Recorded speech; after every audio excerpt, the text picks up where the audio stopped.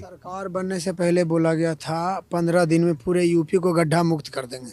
बाकी आपको दिख रहा है बड़े शहरों की जो 3 परेशानियां हैं, हर सड़क में गड्ढे, हर तरफ गंदगी और प्रदूषण पूरे देश को खोखला कर रहा है ये। और नोएडा, गाजियाबाद और दिल्ली, ये तीनों कंपटीशन करते हैं आपस में, कभी वो प्रदूषण में नंबर 1, कभी वो नंबर 1, कभी वो नंबर 1। और आपका जो सारा मीडिया है नोएडा के, आज तक किसी ने सांसद से सवाल करी कि आप 11 साल से सांसद हैं और पहली बार में आप पर्यावरण मंत्री भी रहे हैं, प्रदूषण पे आपने क्या कदम उठाया? तीसरा टर्म है उनका। तो सीधा मतलब है कुर्सी बचाए रखना, संपत्ति बनाए रहना। गरीब को जन्म ही है मरने को, अब मरते रहो, चिंता न करो।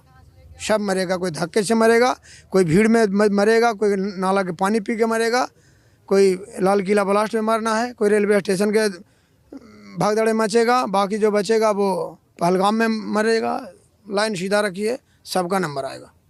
ये एक आम आदमी का दर्द है और आम आदमी की पीड़ा तभी उसको लगता है अपनी जागती है जब इस तरह की कोई घटना होती है। आप सोचिए कि एक ड्राइवर, कैब ड्राइवर बैठा हुआ है, उसके ऊपर एयरपोर्ट की फॉल सीलिंग गिरती है और वो मर जाता है बैठे बैठे। एक व्यक्ति गाड़ी चला के आता है और कोई डिवाइडर नहीं है, कोई नहीं है, तो डूब के मरता है। वो भी ऐसा नहीं कि डूब के मरा, 2 घंटे तक चिल्लाता रहा तब मर जाता है। किसी अमीर के परिवार में कोई बीमार पड़ जाता है, एयरलिफ्ट करके विदेश के इलाज के लिए विदेश भेजा जाता है। यहाँ से 12 किलोमीटर पे बेक्ट्रा कंपनी जो हेलीकॉप्टर बनाती है, उससे पास हर समय हेलीकॉप्टर उपलब्ध रहता है। 20 किलोमीटर पे इंडियन एयरबेस है, जहाँ पे हर समय हेलीकॉप्टर रहता है। सारे नेताओं को, सारे पार्टियों के नेताओं के उड़ने के लिए हेलीकॉप्टर की लाइन लगी हुई है, भीड़ लगी हुई है। एक बेचारा गरीब जिसका बाप रोते रह गया, आंखों के सामने उसकी दिया बुझ गई और उसके लिए हेलीकॉप्टर नहीं मिला। आप लोगों को शर्म आनी चाहिए। आपको विश्व गुरु और डंकापति और दुनिया विकसित भारत, विकसित नोएडा करते हुए डूब के मर जाना चाहिए, मर जाना चाहिए। थू है तुम्हारे कुर्सी पे, तुम्हारे सत्ता पे। कुर्सी है, तुम्हारा जनाजा तो नहीं, कुछ करते नहीं तो उतर क्यों नहीं जाते? जो गरीब आदमी भी जी रहा है, तुम 2 लाख 2 करोड़ कमा रहे हो, तुम भी 4 ही रोटी खाओगे।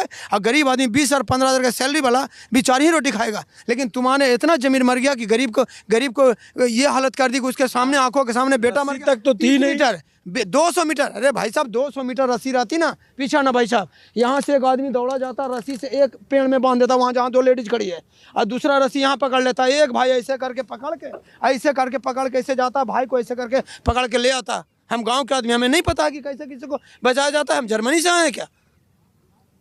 सब जान, ये हत्या है, जानबूझ के इन लोगों ने मरने दिया। गरीब है, गरीब जो का जन्म ही हुआ है मरने के लिए, जानबूझ के मरने दिया। कोई जिम्मेवार नहीं। ये तो कुछ सोशल मीडिया को, कुछ लोगों को और कुछ ये बड़ी मीडिया का कृपा है कि बात हाईलाइटेड हुई तो यहाँ तो इतना गया ना। तो अभी मैं 2-3 महीने पहले P3 सेक्टर है, यहाँ पे 4 साल 6 साल का गरीब का बच्चा उसी गड्ढे में मर गया। कोई बात नहीं।